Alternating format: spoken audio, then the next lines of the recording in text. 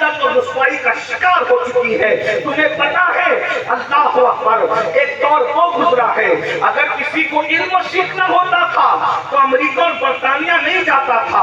اگر کسی کو علم سیکھنا ہوتا تھا تو وہ بغداد معلیٰ کی سرزمین پر آتا تھا, سمرقند اور بخارا کی سرزمین پر جاتا تھا. مجھے بتاؤ اللہ اکبر, مسلمانوں کے پاس اللہ اللہ ہوٹلیں نہیں تھی, مسلمانوں کے پاس قہوہ خانے نہیں تھے, مسلمانوں کے پاس اچھی درسگاہیں تھی, اچھی دانشگاہیں تھی. اللہ اکبر. آپ کیا سمجھتے ہیں جب تک ہم علم سے لیس رہے دنیا میں کوئی ہمارا مقابل نہ تھا.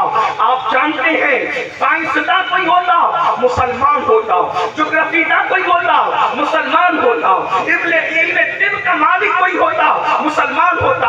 آج بھی لوگوں کو الجبرا پر ناز ہے. آخر یہ الجبرا ہے کیا؟ الجبرا کا نام ہی بتاتا ہے کہ الف لام جو اس پر لگ جائے آخر اس کا تعلق کس زبان سے ہے. اللہ اکبر. فیثاغورس کون تھا تلاش کرو, عمر خیام کون تھے تلاش کرو, اسی طرح امام غزالی کون تھے تلاش کرو. اللہ اکبر. مسلمانوں کے پاس علم تھا. آپ کہیں گے آخر مسلمانوں ہی کے پاس اتنا علم کیوں تھا؟ اس کی وجہ یہ ہے مسلمان ایک زندہ قوم ہے, مسلمان ایک زندہ نبی کے ماننے والے ہیں, مسلمان ایک زندہ کتاب کے ماننے والے ہیں, مسلمان ایک زندہ مذہب کے ماننے والے ہیں. مسلمانوں کے پاس ٹیلنٹ بہت ہے. اللہ رب العزت نے اس قوم کو اتنا ٹیلنٹ عطا کیا ہے کہ قومیں اس قوم کے ٹیلنٹ سے لرزہ پر اندام ہے. دنیا جانتی ہے جب تک مسلمان پڑھتے رہے کوئی ان کا مقابلہ نہیں کر سکا. آج بھی اگر یہ پڑھ لیں گے کوئی ان کا مقابلہ نہیں کر سکے گا. آپ سے پوچھتا ہوں اگر آپ کو یہ معلوم ہے کہ تاج محل بنانے والا مسلمان ہے, لال قلعہ بنانے والا مسلمان ہے, بھول بھلیا بنانے والا مسلمان ہے, تو آپ کو یہ بھی پتا ہونا چاہیے کہ ہندوستان کو ایک قوت دینے والا بھی کوئی اور نہیں ہے, وہ بھی مسلمان ہے.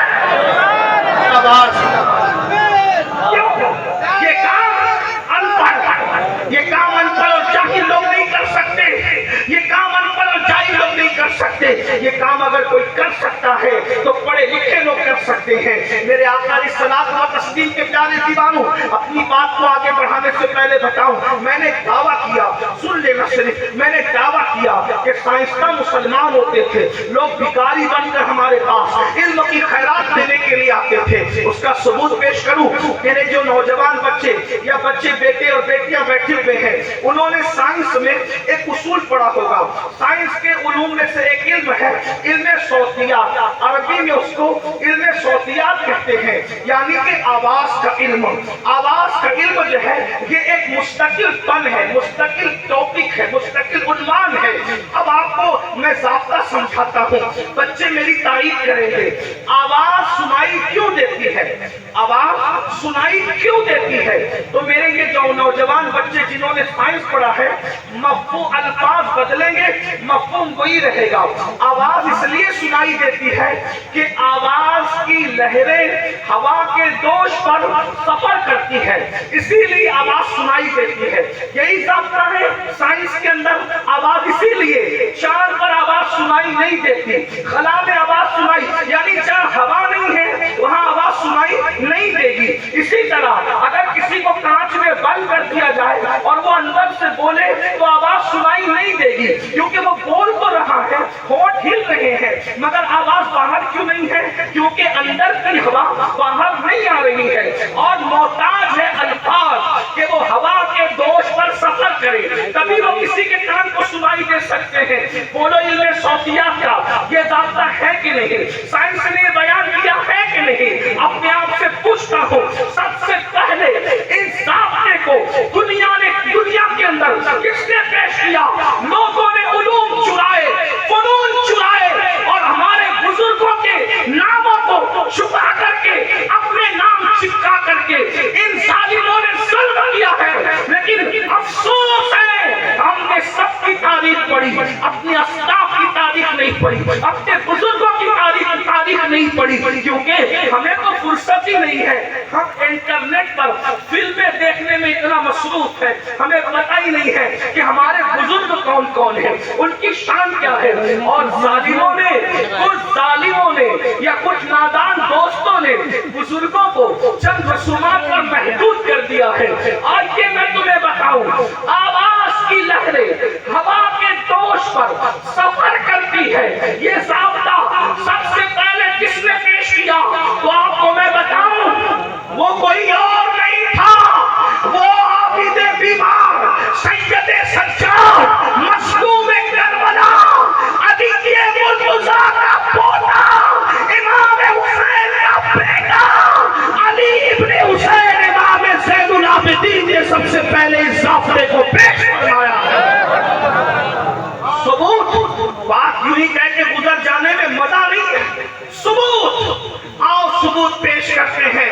सबूत क्या है, जब करबला की सरजमीन पर सब शहीद हो गए, खैमे जल गए, सैयदा सकीना के चेहरे पे तमाचे लगा दिए गए, लाशों पे घोड़े दौड़ा दिए गए, लाशों को टुकड़े टुकड़े कर दिया गया, तो उस वक्त इमाम ज़ैनुल आबिदीन ने मातम नहीं किया, बाल नहीं नोचे, गालों पे तमाचे नहीं लगाए, बल्कि आप अपने नाना जान को पुकारते हैं, मुस्तफा जाने रहमत को पुकारते हैं, लेकिन काशिफ के तौर पर भेजे किसको, ताकि अपना पैगाम अपने नबी को पहुंचाए। तो इमाम ज़ैनुल आबिदीन ने कबूतरों को नहीं बुलाया, कौवों को नहीं बुलाया, चिड़ियों को नहीं बुलाया, आसमान को नहीं कहा, जमीन को नहीं कहा, बल्कि इमाम ज़ैनुल आबिदीन किसको कहते हैं, जरा गौर करें। इमाम ज़ैनुल आबिदीन कहते हैं, बड़े लिखों की तवज्जो चाहता हूँ, कहते हैं इन्नल दिया रिहस सबा यौमन इला अर्दिल हरम बल्लिग सलामी औदतन फी अन्नबिल मोहतरम।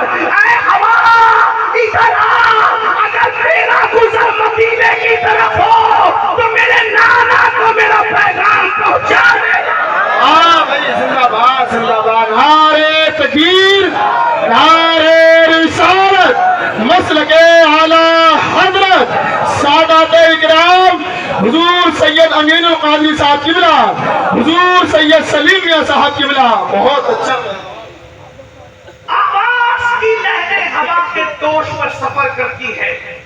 सबसे पहले ये ज़ाब्ता अगर किसी के कलाम से जारी हो रहा है तो वो मौला अली के पोते, बाबे मदीनतुल इल्म के पोते अली इब्ने हुसैन इमाम ज़ैनुल आबिदीन के कलाम से जारी हो रहा है। अब मुझे बताओ, साइंस जिसको कहते हो वो वही हो, उसके सोते जो है वो कुरान मुक़द्दस की आयतों से पूछते। एक बात मैं आपके सामने और अर्ज कर दूं, आज पूरी दुनिया के अंदर तहकीक और रिसर्च हो रहा है कि जो दो दरिया आपस में मिलते हैं, मिलने के बाद एक का पानी मीठा है, एक का पानी खारा है, एक गंदला है, एक साफ है, लेकिन दोनों मिलते वक्त, मिसाल के तौर पर जहां गंगा और जमुना को आप मिलते हुए देखें तो वहां भी ये मंजर आप महसूस कर सकते हैं। लेकिन बाज़ाब्ता तौर पर डरबन की सरजमीन पर जो है वो केप टाउन के इलाके में आप ऐसा समुंदर देखेंगे कि अल्लाह अकबर, दोनों का कलर अलग अलग है और दोनों एक साथ मिलते हैं, लेकिन दोनों मिल नहीं पाते और दोनों की मुलाकात आपस में हो नहीं पाती। मिल के बहते हैं लेकिन पानी एक दूसरे के अंदर जो है सम नहीं होता, मिक्स नहीं होता, हुलूल नहीं करता, जबकि पानी की फितरत में हुलूल करना है। तो ये राज क्या है, ये राज आज तक दुनिया की कोई किताब बता नहीं सकी। अगर ये कोई किताब बता रही है वो सिर्फ अल्लाह की किताब कुरान कहता है, मरजल बहरैन यल्तक़ियान बैनहुमा बरज़खुन ला यबग़ियान। अल्लाह फरमाता है ये दो दरिया साथ मिलते हैं, आपस में हुलूल नहीं करते। वजह क्या है, वजह यह कि अल्लाह ने उनके दरमियान एक पर्दे को हाइल कर दिया है, एक झिल्ली को हाइल कर दिया है। इसी तरह एक आखिरी बात इस दिन में कहकर आगे बढ़ूं और एंड की तरफ चलते हैं। अल्लाह अकबर, फिरौन की मम्मी जो है, फिरौन के लाशा जो है वो दुनिया के अंदर मौजूद है, म्यूजियम के अंदर।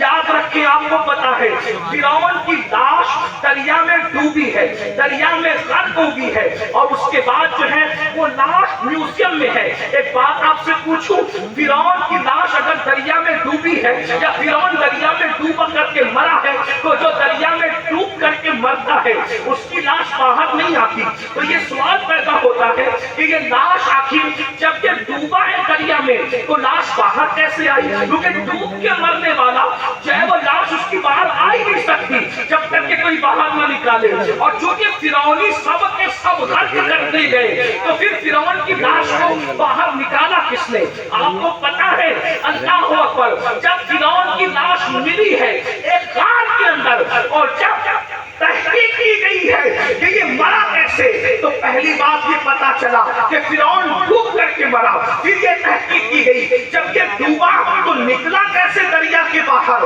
ہر کتاب کو ڈھونڈا گیا، انجیل، توریت جو آج دنیا میں موجود ہے، سب مذہبی کتاب، کسی کتاب میں سراغ نہ ملا. اگر سراغ ملا ہے تو صرف قرآن میں ملا ہے. اللہ قرآن میں فرعون کے بارے میں کہتا ہے ہم فرعون کو دریا میں غرق کر دیا اور اس کی لاش کو بچا دیا تاکہ آگے والوں کے لیے وہ عبرت ہو جائے. عبرت یہ قرآن کہہ رہا ہے. اللہ اکبر. یہ دو تین مثالیں دے کر کے آپ سے پوچھنا چاہتا ہوں، یہ سائنسی علوم ہے، کون بیان کر رہے قرآن؟ اور یہ صرف نہیں میرے بھائی، اس طریقے کی ڈھیروں مثالیں ہیں، درجنوں مثالیں ہیں. اب آپ سے پوچھنا چاہتا ہوں، جب تک زیور علم سے آراستہ رہے آپ دنیا پر حکومت کرتے رہے، دنیا آپ کی غلامی کرتی رہی، تم تاجدار رہے، دنیا غلام رہی، تم آقا رہے، دنیا غلام رہی. لیکن پھر کیا ہوا؟ دنیا نے سوچا کہ مسلمانوں کے پاس علم ہے، علم کی شمع کو لے کر یہ قوم آگے بڑھ رہی ہے، اس لیے یہ قوم ترقی کر رہی ہے، یہ قوم کامیابی حاصل کر رہی ہے. اس قوم کو پڑھنے نہ دیا جائے. یہ قوم پڑھے گی نہیں، آگے بڑھے گی نہیں. ایک جملہ یاد رکھے، پڑھو گے تو بڑھو گے، پڑھو گے تو بڑھو گے، پڑھو گے تو بڑھو گے. اگر پڑھو گے تو بڑھو گے. آگے بڑھنا ہے تو پڑھنا پڑے گا. جاہلیت کے دور سے نکلنا پڑے گا، جہالت سے نکلنا پڑے گا. اللہ اکبر. دنیا نے سوچا مسلمان کا بچہ علم کا تاجدار ہے، علم کا شاہکار ہے، محقق ہے، مدبر ہے، عالم ہے، فقیہ ہے. پھر کیا ہوا؟ انہوں نے کہا اس قوم کو اگر غلام بنانا ہے ان کے ہاتھوں سے قلم چھین لیا جائے، ان کے ہاتھوں سے قلم چھین لیا جائے، ان کے ہاتھوں سے کتاب چھین لیا جائے، ان کے دلوں سے تحقیق کا جذبہ چھین لیا جائے. آج آپ سے پوچھتا ہوں، پڑھے لکھے لوگوں کی توجہ چاہتا ہوں. آج دنیا سرچ نہیں کر رہی ہے، توجہ، دنیا آج سرچ نہیں کر رہی ہے، ریسرچ کر رہی ہے. ریسرچ کس کو کہتے ہیں؟ پہلے جو سرچ کیا گیا اس کو دوبارہ ڈھونڈنے کو ریسرچ کہتے ہیں. اب پتا چلا جب سائنسداں ریسرچ کر رہے ہیں تو پھر سرچ کر کے کس نے دیا؟ کسی نے تو سرچ کیا ہوگا، اسی لیے تو آج ریسرچ ہو رہا ہے. تو جس نے سرچ کر کے دیا ہے اسی کو قرآن مقدس کہتے ہیں. آپ کو نہیں پتا، قرآن کہتا ہے الذین یذکرون اللہ قیاما وقعودا وعلی جنوبہم ویتفکرون فی خلق السماوات والارض ربنا ما خلقت ھذا باطلا سبحانک فقنا عذاب النار. اللہ نے کسی چیز کو بیکار پیدا نہیں کیا. یہ آیت مبارکہ کا آخری حصہ بتا رہا ہے. پتا چلا سورج کا معاملہ اسلام بیان کر رہا ہے، چاند کا معاملہ اسلام بیان کر رہا ہے، ستاروں کی انجمن اسلام بیان کر رہا ہے، گلیکسی کا نظام اسلام بیان کر رہا ہے. آپ کو نہیں پتا اتنی بڑی صبح آتی ہے، رات کہاں چلی جاتی ہے، رات آتی ہے، صبح کہاں چلی جاتی ہے. آپ کو پتا ہے کسانی کا ہنر قرآن بیان کر رہا ہے، پودوں کا تصور قرآن بیان کر رہا ہے، شفق کا جمال قرآن بیان کر رہا ہے، افق کی سرخی قرآن بیان کر رہا ہے، دریاؤں کی روانی قرآن بیان کر رہا ہے، سمندر کی موجیں قرآن بیان کر رہا ہے، کشتیوں کا چلنا قرآن بیان کر رہا ہے، رات کا آنا جانا قرآن بیان کر رہا ہے، دن کا آنا جانا قرآن بیان کر رہا ہے، سورج کہاں ڈوبتا ہے قرآن بیان کر رہا ہے، سورج کہاں سے نکلتا ہے قرآن بیان کر رہا ہے، پہاڑوں کی بلندی قرآن بیان کر رہا ہے، کہاں تک گھسے نیچے قرآن بیان کر رہا ہے، پانی کے سوتے کس شان سے پھوٹتے ہیں قرآن بیان کر رہا ہے. اس لیے دنیا جانتی ہے جس قوم کے ہاتھوں میں قرآن ہوگا اسے شکست نہیں دیا جا سکتا، کیونکہ یہ علم والی قوم ہے. ان کو ان پڑھ رہنے دو، ان کو جاہل رہنے دو، ان کو پڑھنے مت دو. ان کے باپ دادا علم والے تھے، ان کا علم سے رشتہ کاٹ دو. اور اللہ اکبر، 1 صدی ہو رہی ہے، اس سے زیادہ ہندوستان میں علم کا رشتہ مسلمانوں سے کاٹ دیا گیا. آپ کو پتا ہے یہ ہندوستان کی زمین ہے، ہندوستان کی زمین کی تاریخ ہے۔ ہندوستان کی عدالت کا جج کون ہوتا تھا تمہیں پتا ہے؟ ہندوستان کا چیف جسٹس کون